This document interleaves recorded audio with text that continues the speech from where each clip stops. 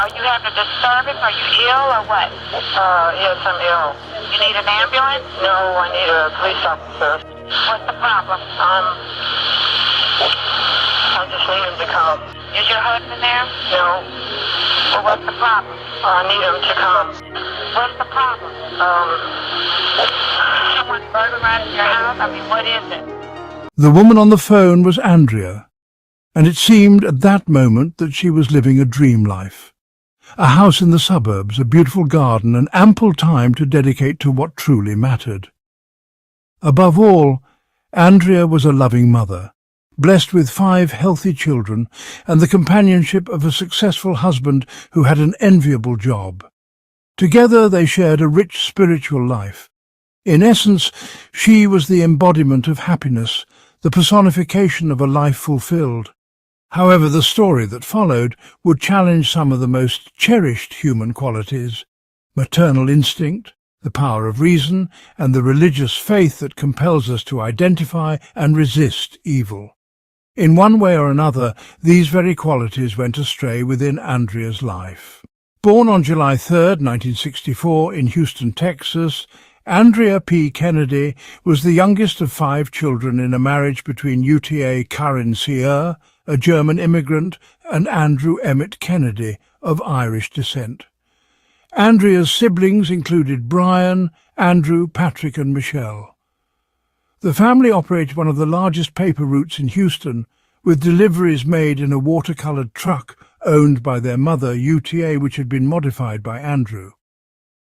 Determined to introduce their children to various interests, Andrea's parents would wake them up at 5:30 in the morning to swim in the cold pool of the Christian Youth Association, or YMCA. Between these early morning swims and the sailing lessons from her father, Andrea became deeply comfortable in the water. At first glance they appeared to be a typical family, but beneath the surface there were deeper struggles. Both Andrea's father and one of her brothers battled depression, and UTA, having experienced the trauma of World War II in Germany, struggled with alcohol addiction. However, at that time, these issues were not openly discussed. In fact, the family was largely unaware of the long-term impact these conditions would have on their lives. As Andrea grew, her talent for swimming became more pronounced, and she stood out in school. By the time she was old enough, she worked part-time at a local restaurant, balancing her job, her studies, and the high expectations of her parents. Despite the pressures, Andrea always strived to meet her parents' standards, as she was eager to please them. During this time, Andrea formed a close friendship with a classmate named Marlene Work, who became the one person Andrea trusted implicitly. Andrea was extremely private about her personal life and believed that people should mind their own business. She expected the same of others, so Marlene was the only one who knew the details of her struggles. The genesis of Andrea's dramatic story began during her adolescence, when the first signs of trouble started to emerge. She developed an eating disorder, bulimia, and soon after her mood began to decline. She battled depression and at the age of 17 confided in Marlene about having moments when she felt the urge to hurt herself. Despite these struggles, Andrea excelled academically. In 1982, at the end of high school, she was the top student in her class. Among her many achievements, she had also been the captain of the swimming team and an officer in the National Honor Society.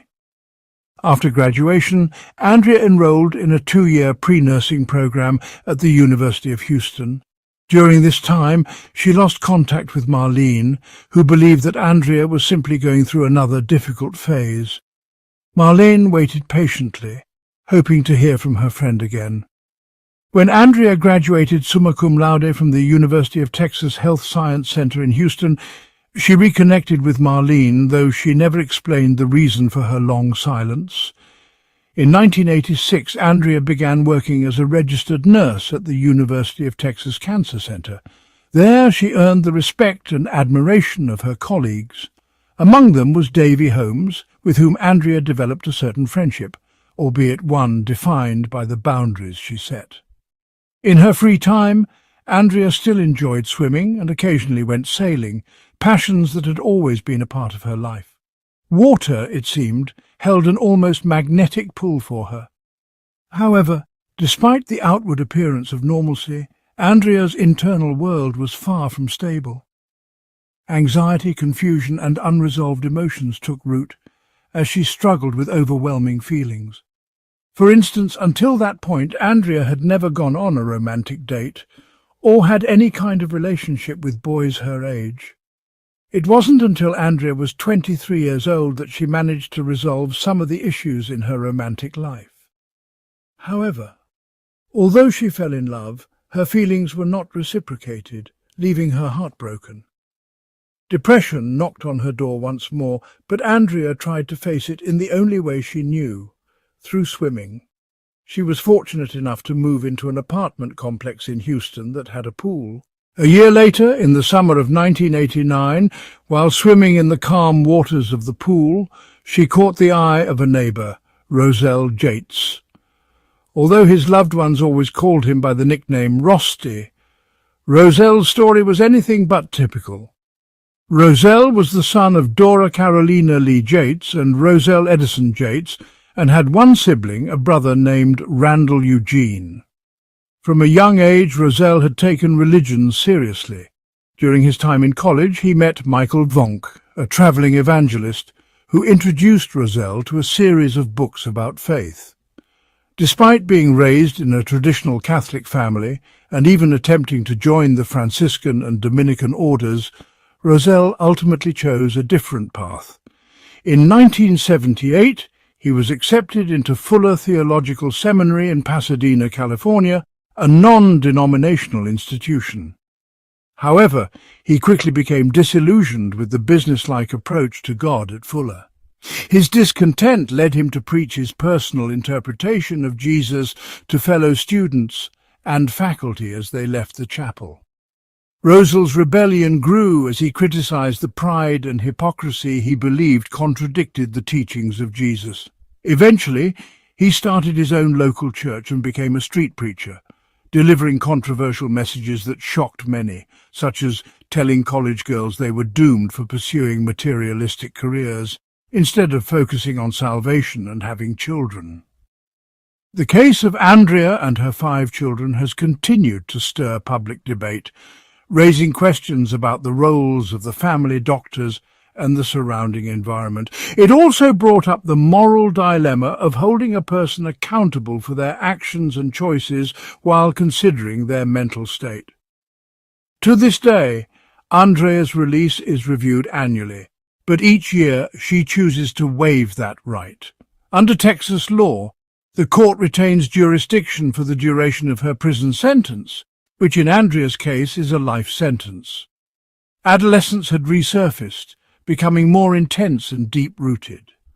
As a result, Andrea was admitted to a psychiatric facility where she was prescribed several antidepressants to help manage her emotional distress. However, Andrea's recovery was not as swift as her repentance. A notable example of this occurred on June 20th, 1999, when Andrea retired from group therapy to her hospital room.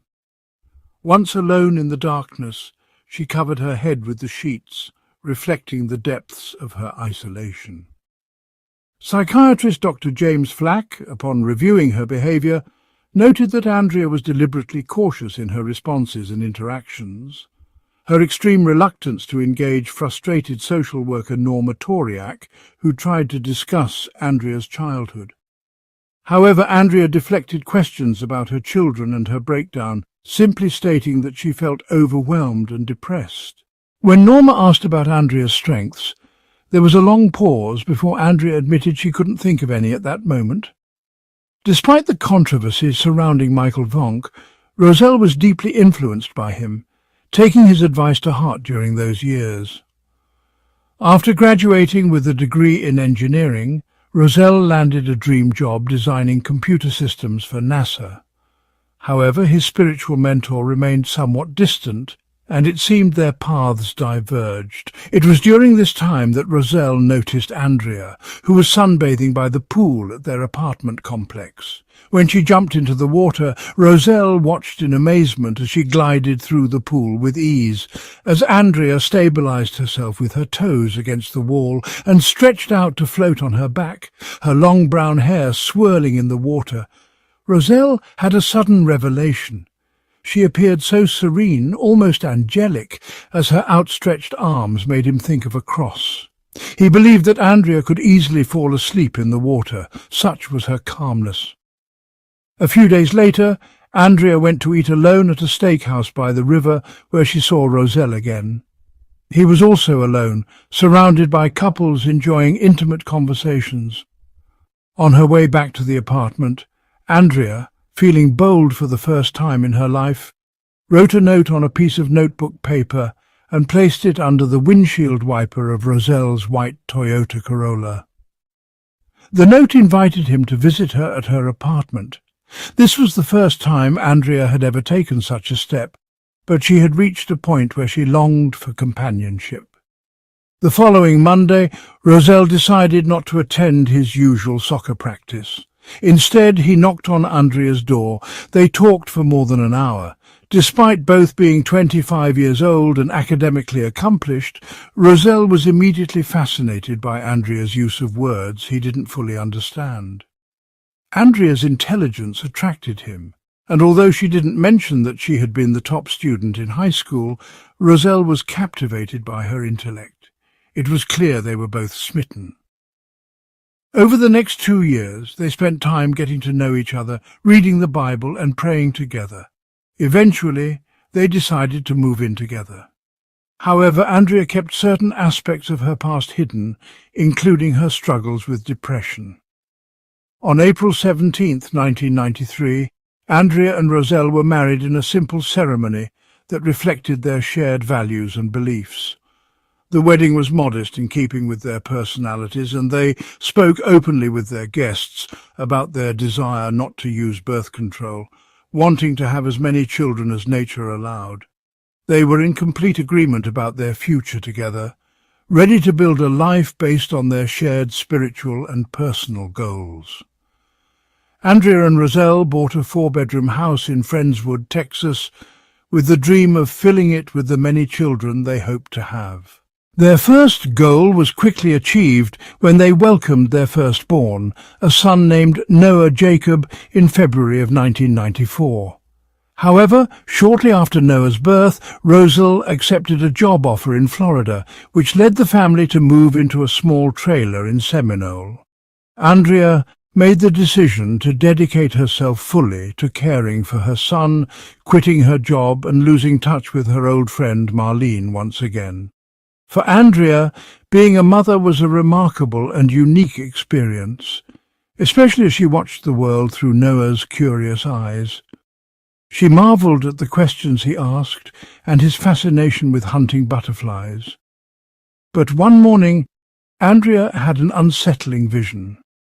A fleeting image of a knife crossing her mind, followed by a scene of someone being pierced by its sharp blade, passed by quickly, vanishing almost as soon as it appeared. She dismissed it as nothing more than a passing thought and never mentioned it to Roselle. Despite this, she soon became pregnant again, and in 1995 her second son, John Samuel, was born on December 15th.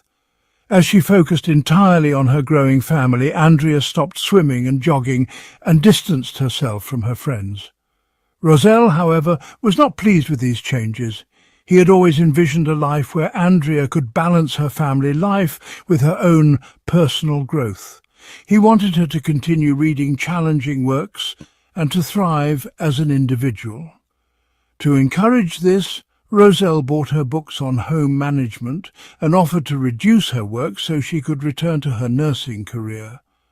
However, Andrea shut down his suggestions, declaring that, as a mother, her new responsibility was to behave in a way that focused solely on raising her children. In 1996, Roselle took a 6-month project related to NASA in Florida, and the family moved into a trailer while waiting to find tenants for their house.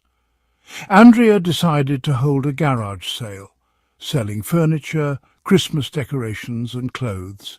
She never complained about the situation, but her relatives noticed she carefully kept photos and even her wedding dress, while Roselle focused on putting away his tools and training equipment.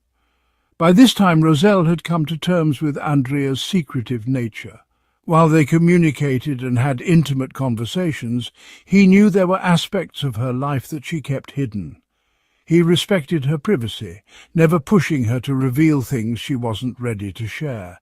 He also avoided confrontation, disliking arguments, but Andrea's silence often tested his patience. Sometimes her quiet periods would last for days or even weeks, and eventually Roselle would be forced to ask her directly what was going on. On a few occasions, desperate for communication, he even asked her to express her emotions, whether anger or frustration, just to break the silence. But nothing seemed to work. Andrea was as closed off as ever. In November 1996, Andrea, Noah and baby John settled into a recreational vehicle community in Seminole, Florida, where they spent their days enjoying family outings to the beach, the park and the Children's Museum. Roselle worked while Andrea focused on her role as a mother. Though their parenting approaches differed, their core philosophy aligned. They instilled in their children the values of books, sports and the arts. Andrea taught them how to peel corn and split green beans, all while encouraging them to appreciate nature and the simple joys of life. In Florida, Andrea conceived again, and although the pregnancy was bittersweet, as it coincided with the end of Roselle's work project, they decided to return to Houston. There they bought a large mobile home and rented a grassy lot near a dog track in Hockley, Texas. Roselle was determined not to return to the house in Friendswood, as they had already made a conscious decision to live simply, following their new family motto of walking lightly. The family embraced a life of austerity, finding joy in each other and the simplest things. Despite financial challenges, they made do with what they had. Their third child, Paul Abraham, was born on September 13, 1997. Andrea lovingly joked about her evident fertility, affectionately calling her husband John with a smile, as they welcomed their growing family into their modest yet loving home. The arrival of their fourth child, Luke, on February 15, 1999, brought another special friend for Noah and John. Until then, life for the Jades seemed to follow a typical path, but as each child was born, Andrea's responsibilities grew, and the pressures of motherhood began to overwhelm her. By 1998, Roselle discovered a newsletter from Michael, his former spiritual mentor, who was selling a converted motorhome, a 1978 GMC bus, which he and his family had used for their travelling crusades. Andrea, along with their firstborn Noah, who was 4 years old at the time, preferred the bus over the trailer, so Roselle bought it. However, after reconnecting with Michael, Roselle felt increasingly estranged from his old mentor. Their conversation revealed Michael's extreme opinions, which Roselle found too radical for his taste. Andrea, on the other hand, saw Michael as a kind of divine messenger and began to feel a deep, unsettling fear, as if a voice inside her was constantly harassing her. Terrified of the idea of ending up in hell, Andrea exchanged letters with Michael and his wife, trying to find solace in his guidance. Despite the holidays approaching, Andrea's burden seemed never-ending. With her children to care for, she took on every responsibility herself, never delegating a task. She prepared delicious meals for her family, but when she finally sat down to eat, her food was cold. Her life became a blur of tasks, and her personal needs were always postponed. Even though her relatives lived only 30 minutes away, Andrea rarely allowed them to visit. It seemed as though she was ashamed of her living situation in the trailer, and as she took on the demands of motherhood, caring for the children 24/7, it began to take a toll. In addition to the challenges of motherhood, Andrea's father was diagnosed with Alzheimer's disease, a blow that shattered her emotionally. Despite her own overwhelming circumstances, she began to care for him as well. Seeking a way to cope, she reconnected with her former colleague, Devi, and confessed that despite outward appearances, her husband was controlling and manipulative. However, Roselle seemed unaware of the strain this was putting on her. In early 1999, the family set out on a trip to the Grand Canyon in the new bus. Andrea appeared exhausted and anxious during the journey, but Roselle assumed it was just the aftermath of the flu they had all contracted. However, as they made their way back to Texas, Andrea's condition worsened. On June 16, 1999, she called Roselle at work, crying and nearly hysterical, begging him to come home. When he arrived, he found her in the back of the bus, slumped in a chair, biting her fingers and shaking uncontrollably. Despite her struggle to speak, Andrea managed to tell him she needed help. Roselle quickly gathered his children and drove them to Galveston, hoping the beautiful landscape would calm Andrea. But when he saw that she was still in shock, they returned home the next day. Roselle decided to take Andrea and the children to his father-in-law's house, believing she would be better cared for there. That afternoon, Andrea told her mother, Yuta, that she was going to take a nap. However, once alone, Andrea took at least 40 antidepressant pills prescribed to her by her doctor to help with sleep. When her mother entered the room, she found Andrea unconscious next to the empty bottle of pills. In a panic, Yuta called emergency services, and an ambulance quickly arrived. Roselle followed behind as paramedics took Andrea away on a stretcher. At the hospital, the overdose was life-threatening, but Andrea was saved in time. When she regained consciousness, she confessed to the medical staff that, although her intention had been to end her life, she now felt deep guilt for failing in that attempt. Despite everything, she had a loving family that made her life worth living. Bridget Frinton, a registered nurse, recorded Andrea's words. Later, Andrea was treated by psychiatrist Dr. Starch, to whom she expressed concern about the potential long-term damage to her body from the overdose. It was clear that the emotional imbalances from her Roselle, meanwhile, had his own perspective. And in a telephone conversation with Norma, he gave the impression of being unsympathetic. He claimed that his wife had lost her identity and that he was the one who had to make all the decisions, focusing solely on the children. When Norma asked about their marriage, Roselle reluctantly admitted that he might treat Andrea with more respect and speculated that she might be struggling with the concept of salvation. When asked to clarify, Roselle explained that Andrea was overexerting herself. Norma noted in her records that Roselle appeared somewhat controlling, and she grew suspicious of him. He insisted that his wife's problems were just temporary postpartum depression, not a more severe mental illness, and claimed that he was training the children to be calmer and teaching them woodworking skills. His 3-year-old son, for example, was already using a power drill. Once stabilized, Andrea was discharged and returned to her parents' home to recover. However, Andrea had never liked taking medication and often pretended to swallow the pills. Predictably, her condition worsened. She spent most of her days in bed, and her compulsive scratching led to painful lesions on her scalp and nose. She also used her nails to make marks on her arms and legs, alarming her family. They felt she was living in a world where it was impossible to reach her. They didn't yet understand that mental illness ran in the family, and her situation continued to deteriorate.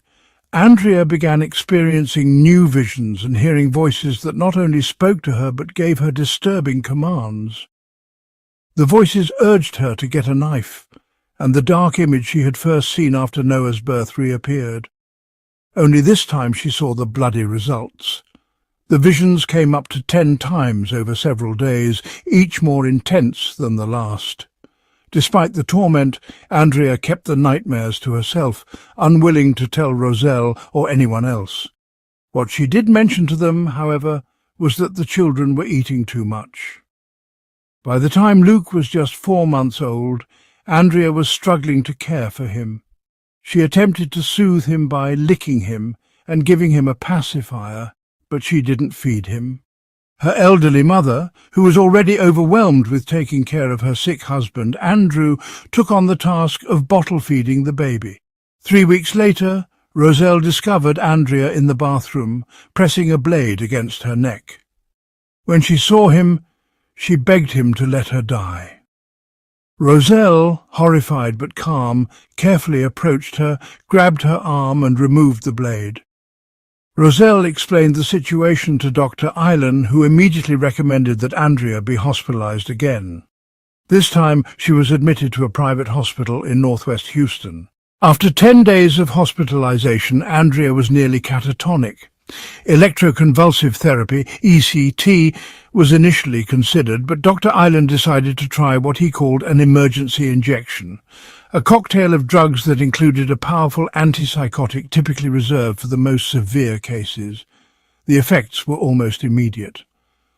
Roselle watched as Andrea let out a sound like a wounded animal, then moved erratically around the room before finally falling into a deep sleep. When Andrea woke up, Roselle noticed a renewed longing in her eyes. She looked at the pool outside, then at him, and back at the pool. For the first time in a long while, she seemed to be the woman he had known in happier times. Their conversation that night, Roselle later reflected, was one of the best they had had in a long time. Immediately Roselle understood that the change in Andrea was due to her open, vulnerable and sincere attitude. Later, Andrea confessed to him that the injection given by the psychiatrist felt like a truth serum, making her lose control, something she deeply resented. Afterward, Andrea was discharged, but among the instructions it was recommended that she continue taking the medication. Her family, however, was concerned and advised Roselle not to bring her back to the bus, fearing it would not be a healthy environment for her or the children. At the time, Roselle worked as a project director at NASA, earning $80,000 annually, so he decided to buy a house in a quiet neighborhood on the outskirts of Houston. The house was a Spanish-style property with 3 bedrooms, 2 bathrooms, trees, and a high wooden fence surrounding the backyard. It even had space for the bus. Roselle took Andrea to finalize the deal, though she appeared like a zombie due to the medication. Still, she managed to sign the contract, agreeing to pay the mortgage alongside her husband. Roselle wanted her name on the deed and hoped the peaceful backyard would help her recover. As the months passed, Andrea began to improve. She returned to swimming, completing 70 laps every morning in the neighborhood pool. She planted damson trees to attract butterflies, a shared love between her and Noah. However, Andrea confessed to Roselle that she felt she had failed in her attempt to live a simple life on the bus. Despite these feelings, she found renewed motivation and turned the front room into a classroom to homeschool Noah and the other children. She excelled at teaching, turning lessons into interactive experiences. For example, when teaching about horses, the children also rode real horses, and when learning about Native Americans, they created a diorama with deerskin and twigs. For music lessons, the children paraded like a marching band in front of a video camera so that Roselle could watch them. As Andrea's dedication to their education grew, she insisted on buying additional workbooks to further expand their curriculum. However, Roselle eventually voiced his concerns, telling her that she was pushing herself too hard and making things more complicated than necessary. Andrea, however, ignored his opinion and refused to ease her workload. She baked elaborate birthday cakes, stayed up late making costumes for her friends' children, and prepared elaborate meals such as chicken pot pie, which the kids loved. Roselle, too, cherished her chocolate-covered cookies. When Andrea went out, she always carried the stroller and a perfectly stocked diaper bag with sliced apples, neatly organized by the children's age. Andrea loved raising her children and never seemed rushed. According to Tracy Winkler, another mother in the neighborhood, Andrea appeared to have a natural ease with her children. Meanwhile, Roselle played the paternal role in a very traditional sense. UTA, Andrea's mother, was astonished to discover that Roselle, despite being the father of 4 children, didn't know how to change a diaper. To her, this fact revealed much about the dynamics of her daughter's home, though she considered Roselle well-intentioned, if somewhat strong-willed and lacking in empathy. At that time, the family had established a routine. On Wednesday nights, Roselle would take one of the boys out for pizza, and on Thursdays, Andrea had her party night, typically taking one of the younger children with her. Additionally, they studied the Bible 3 nights a week in the living room, as Roselle had not found a church he liked, claiming he had learned the flaws of organized religion from Michael. Andrea had also kept up a correspondence with Michael, the religious figure who had a very particular worldview and faith. However, this stability was short-lived. A month later, Andrea suffered another nervous breakdown, which led to 2 suicide attempts and 2 consecutive psychiatric hospitalizations. The professionals finally diagnosed her with postpartum psychosis, a rare condition affecting 1 in every 1,000 mothers. Unlike postpartum depression, this disorder causes a loss of the sense of reality, hallucinations and severe behavioral changes. After the diagnosis, Dr. Eilen advised Andrea and Roselle that it would be best not to have any more children, as each birth could lead to future psychotic depression for Andrea. To their surprise, this was not the end of their challenges. During a couple's appointment shortly afterward, Andrea faced further struggles. At the office, Andrea and Roselle expressed their desire to stop the medication prescribed for Andrea's mental health, as they both hoped to have more children, if nature allowed. The psychiatrist, recognizing that they were acting against medical advice, made a note in her report to document their decision and protect her professional responsibility.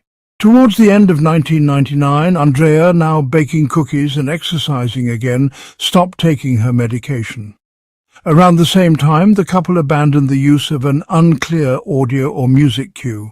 In Roselle's view, the birth of their 4th child, Luke, might have triggered Andrea's illness, but the child was also a blessing. The situation seemed simple to him, but not everyone shared that perspective.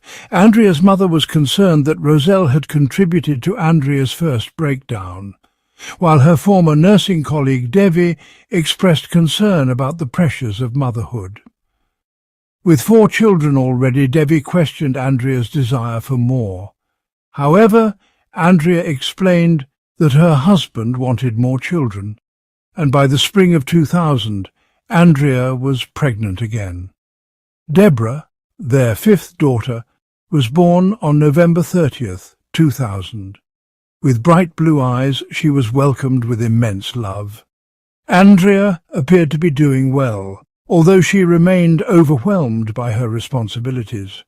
Luke, always eager to help, worked to foster harmony among his siblings and particularly assisted in raising his baby sister. Roselle noted that despite the growing responsibilities, Andrea never hired help for the housework. She continued to manage everything, including caring for a newborn. Andrea was always present when her father, Andrew, was sick. In the spring of 2001, when he was dying, she took all the children to the hospital. After Andrew was sent home, she stayed by his side. Her father, once a strong man who had taught her how to navigate life, was now frail, confined to a wheelchair and barely able to drink the water Andrea offered him. When Andrew died on March 12, 2001, Andrea was devastated. That night, she insisted on going to her parents' house, but the sight of her father's lifeless body shattered her, triggering a complete psychological collapse. Andrea stopped taking all of her medications, began self-harming, and obsessively read the Bible. One day, Roselle came home to find Noah upset because Andrea had reprimanded him for a task. Andrea was distant, not able to laugh, and her alienation deepened.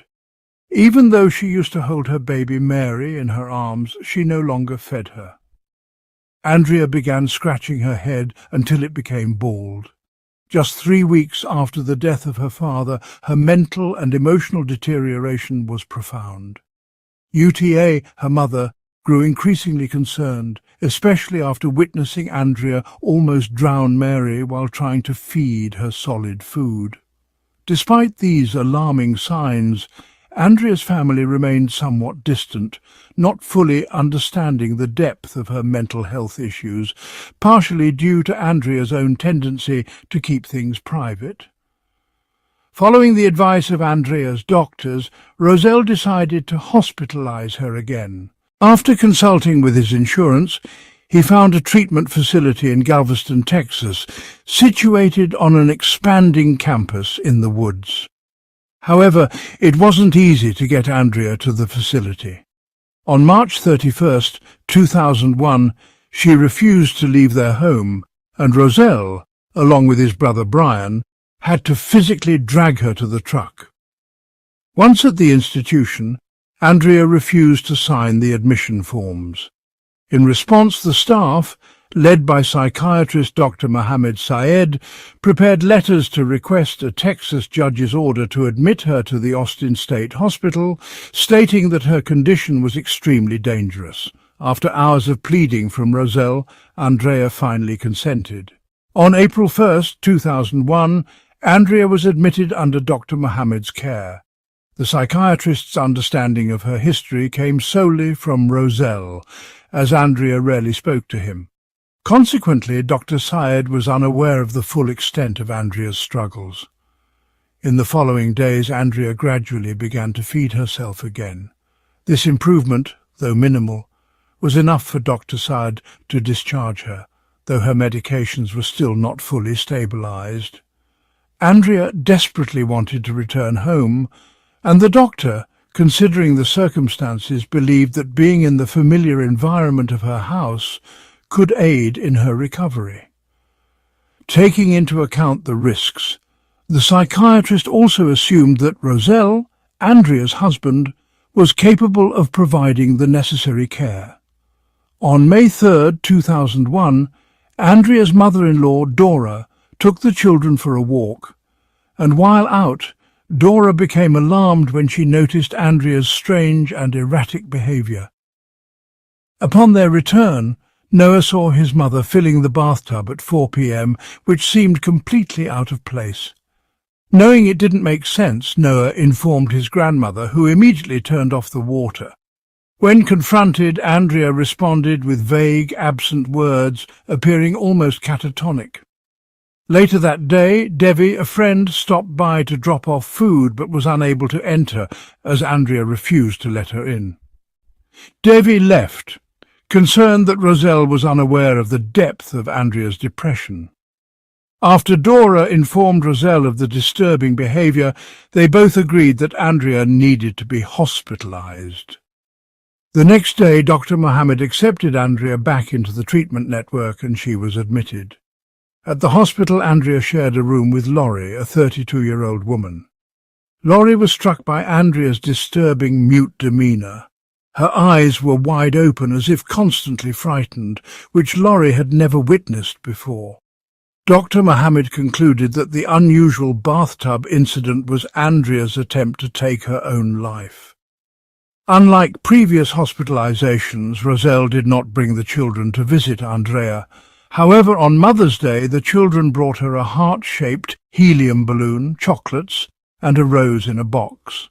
Despite being on a mix of antidepressants, Andrea showed minimal improvement. For the first time, when Dr. Mohammed asked if she had thoughts of self-harm, Andrea responded with a simple no. During group therapy, Andrea remained silent except to state her name. The staff noticed that her mood was still somber and her judgment appeared impaired, though she was able to shower and eat with minimal guidance. The following day, Dr. Mohammed noted that Andrea seemed slightly improved, eating and sleeping better, though still depressed. Without consulting the family, he discharged her on May 14, 2001, based on these two indicators. Roselle arrived at the hospital for his daily visit to find Andrea waiting at the nurses' station, eager to go home. On June 18, 2001, at her checkup with Dr. Mohammed, Andrea appeared silent and gloomy, with unkempt hair and clothes. Since her discharge, the doctor had sent her for 6 days of outpatient therapy, which included 4-hour sessions on substance abuse, something unrelated to Andrea's condition. He also changed her medication regimen, and Roselle was required to visit the pharmacy 5 times for prescriptions. The next day, Andrea watched cartoons and later joined Roselle and Noah for a round of basketball in the garage. After making about 15 shots, Andrea silently returned inside, got into bed, and slept without changing her clothes. That night, she suffered from nightmares. By June 20, 2001, Roselle noticed with concern how Andrea nervously distributed bowls of cereal to the children. Despite the psychiatrist's recommendation for Andrea to have some alone time with the kids, Roselle was uneasy. The doctor had believed that allowing her brief periods of independence would prevent her from becoming overly reliant on outside help, and would ensure she remained engaged in her motherly duties. Roselle gave Andrea her prescribed medication and left for work, focused on a presentation about the Space Vehicle Instrumentation System at NASA. On his drive, he contacted Dora to arrange for her to relieve Andrea. Dora agreed to come in an hour. Roselle felt confident that an hour wouldn't be a problem, believing Andrea was stable. However, unbeknownst to him, those 60 minutes would be enough for Andrea to lock up the family dog, isolating it from the situation. In a moment of despair, Andrea turned on the faucet in the bathroom and filled the porcelain tub, preparing for a tragedy she had planned. The psychiatrist later concluded that she had intended to end her life that afternoon. As she moved the soft carpet to create traction to kneel, she meticulously arranged the scene. One by one, she placed her 5 children in the bathtub. Afterward, she chased the last child, Noah, and slid across the wet tiles, leaving watery footprints from the bathroom to the bedroom. She carefully laid the children's bodies on the double bed, adjusting the blankets around them in their pajamas. Only Noah remained untouched. At 9:50 a.m. that fateful morning, Andrea called 911, saying she needed help but refusing to explain what had happened. When pressed by the operator, she admitted she was sick. 8 minutes later, she called her husband, Roselle, and asked him to come home immediately. He was at work speaking with 3 colleagues when he answered the phone. Alarmed, Roselle asked what was happening, and Andrea cryptically replied that the time had finally come. Confused, Roselle hung up and immediately called his mother, Dora, urging her to hurry to the house. Meanwhile, police officer David Knapp, patrolling the area, received the emergency alert. Within seconds, he was at the front door of the house in South Houston. He was taken aback to find Andrea, drenched in water, wearing a flowered blouse and brown leather sandals. When asked why she needed the police, Andrea calmly explained what she had done. David called for backup and entered the house. As he walked through the living room, he heard the family dog barking in its cage. He continued down a carpeted hallway adorned with family photos and entered the master bedroom, still in shock at what he was witnessing. On the bed, he noticed a small arm sticking out from under the blanket. Upon closer inspection, he found 4 children, lifeless. He checked their vital signs and, with horror, confirmed they had no pulse. 5 minutes later, Officer Frank Stumpo arrived in response to the backup request. While David stayed with Andrea in the living room, Frank continued to search the bedroom. Entering the room half filled with water, Frank discovered the body of the fifth child. In just 9 minutes, the house was filled with police officers. As the scene was sealed off, Andrea, sitting in a blue armchair in the living room, answered questions from David. On the kitchen table, the remains of breakfast and scattered toys were evidence of the children's usual morning routine. The house, now a crime scene, was locked down. When Roselle arrived and saw the yellow crime scene tape, he slipped under it and ran to the house. His screams, filled with grief, echoed through the area, further shocking those nearby. As the police confirmed the worst, Roselle collapsed to the ground, crying and pounding the grass with his fists. He had thought his home was a safe place. Child-proofed outlets, covered furniture corners and locked cabinets were all precautions he had taken. But now, in the face of this unimaginable tragedy, he blamed himself for not protecting his children from the one threat his mother had never considered: Andrea's mental illness. The news spread quickly and reporters, along with first responders, swarmed the area. By 1 p.m. that same day, Andrea was taken to jail by Officer Frank. In an interrogation room, Sergeant Eric Mell began recording Andrea's confession. The chilling 90-minute video captured her raw admission. Throughout the interrogation, Andrea explained that she did not hate her children, nor was she angry with them. When asked when she had started thinking about ending their lives, she replied that the thoughts had been with her for a long time.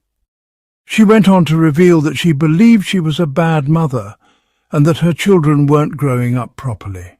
As punishment for her perceived failures, she felt compelled to end their lives. Although Andrea cooperated, her responses to simple questions were brief. 17 minutes into the conversation, while already in prison, Andrea told doctors that nothing could quiet the incessant voices in her head. She explained that the death of her children wasn't their punishment, it was hers. From Andrea's perspective, her actions were the final act of mercy a mother could offer. 2 days later, her husband Roselle visited her. When he saw Andrea, she no longer resembled the robotic figure she had been earlier. Instead, she appeared strange, her gaze challenging, blank yet tense. She seemed skeptical, her attitude distant.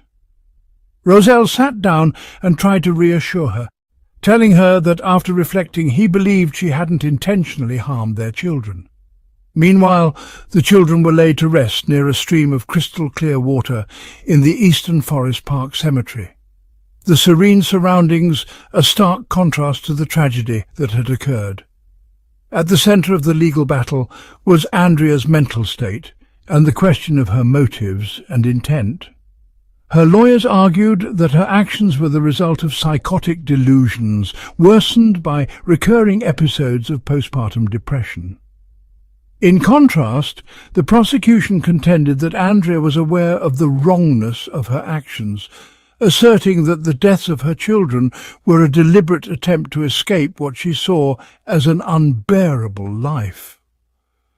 As the case unfolded, not only was Andrea scrutinized, but so were those closest to her husband, doctors, mother, and siblings.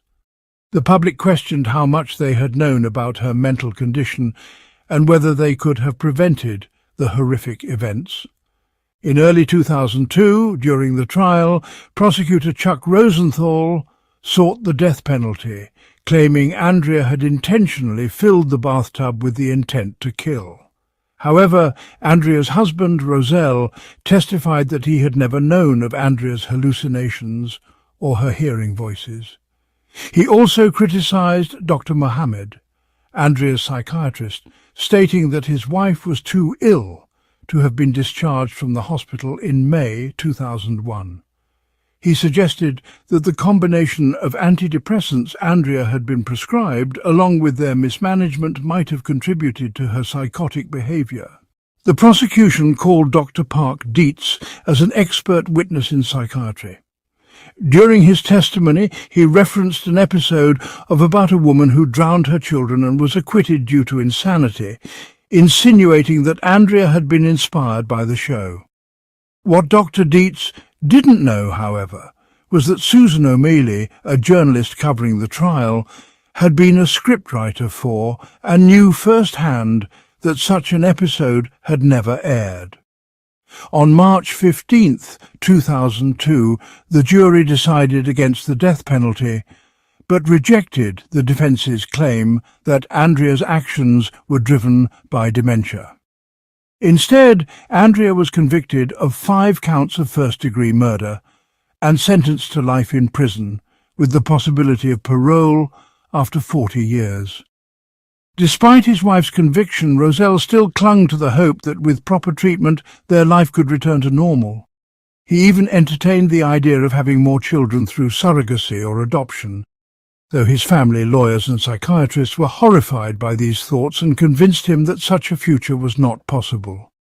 2 years later, in August 2004, Rozelle filed for divorce, citing that he and Andrea had not lived together since the crimes.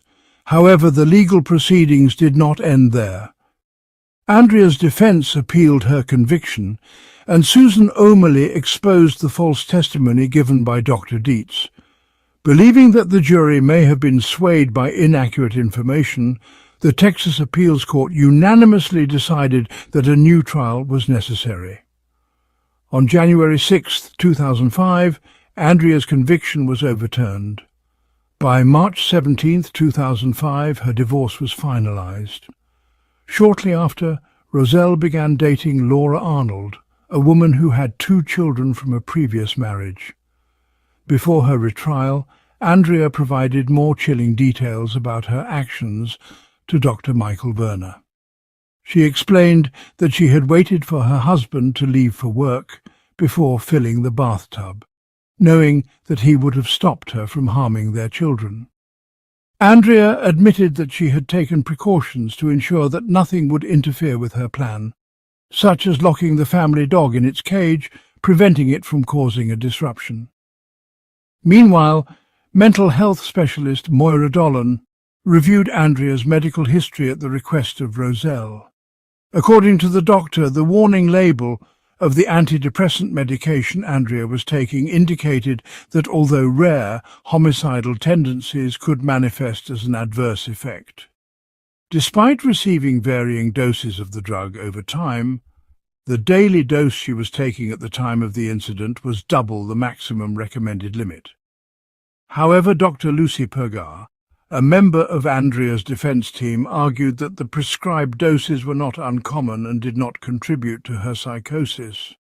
Nonetheless, Dr. Pergar also questioned the psychiatrist's actions, stating that Andrea's psychosis was triggered when Dr. Mohammed had discontinued a crucial medication for her condition just 2 weeks prior.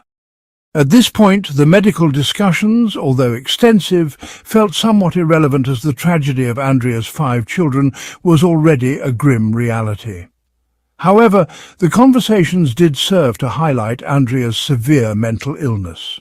During her time in treatment, Andrea eventually admitted to her delusions, describing the voices and images she experienced which she believed made her evil.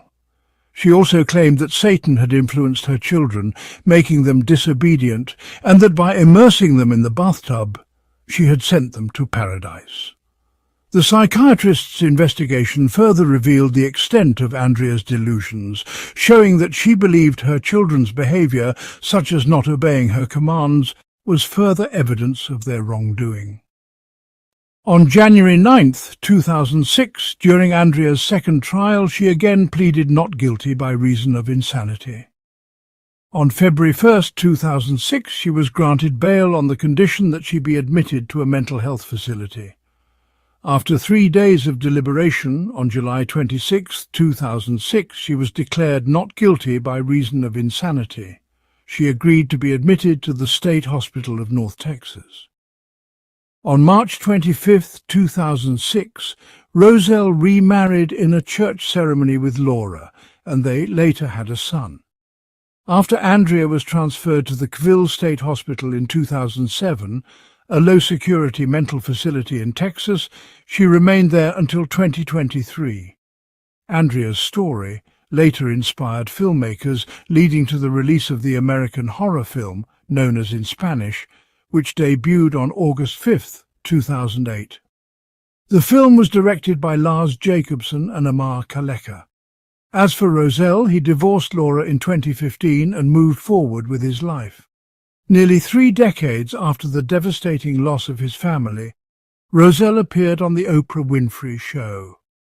During the interview, he shared that he communicated with Andrea once a month and visited her in the hospital once a year. Oprah asked Roselle if he believed Andrea still posed a risk to society, and Roselle responded by stating that he had forgiven Andrea and had never blamed her, only her illness. Andrea's mother, Yuta, maintained that she was convinced Roselle was not responsible for the tragedy, especially given how he had avoided tasks related to child-rearing. Meanwhile, Michael, Andrea's former psychiatrist, denied any involvement in the case, stating through his personal website that the suggestion his ideas inspired Andrea was a defamatory campaign. Well, dear audience, this concludes yet another investigation. What are your thoughts on today's case?